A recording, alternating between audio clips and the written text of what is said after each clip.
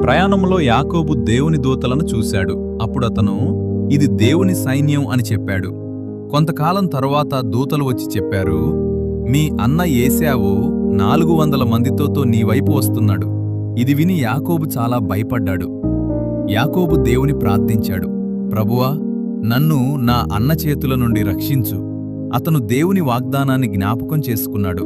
ఏశావును శాంతపరచడానికి యాకోబు ముందుగా గొర్రెలు, మేకలు, ఒంటెలను బహుమతులుగా పంపించాడు.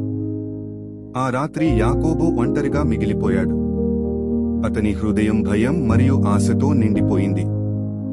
అప్పుడు ఒక వ్యక్తి వచ్చి యాకోబుతో పోరాడాడు. అది దేవుని దూత. యాకోబు అతన్ని వదలలేదు.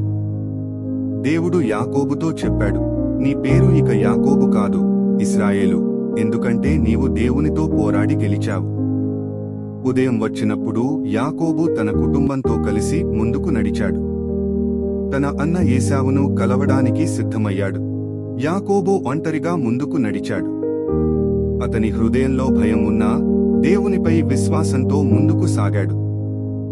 దూరంలో ఏశావు తన మనుషులతో కనిపించాడు. అది చూసి యాకోబు గుండె వేగంగా కొట్టుకుంది. అయితే అద్భుతం జరిగింది. ఏశావు కోపంతో కాదు, ప్రేమతో అతని వైపు పరుగెత్తి వచ్చాడు.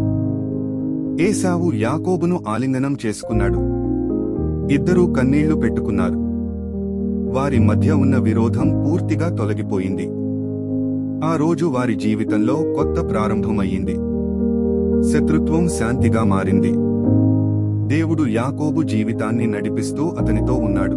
ఈ వీడియో మీకు నచ్చితే లైక్ చేయండి, మీ స్నేహితులతో షేర్ చేయండి. ఇంకా ఇలాంటి మంచి కథల కోసం మా ఛానల్ను సబ్స్క్రైబ్ చేయండి.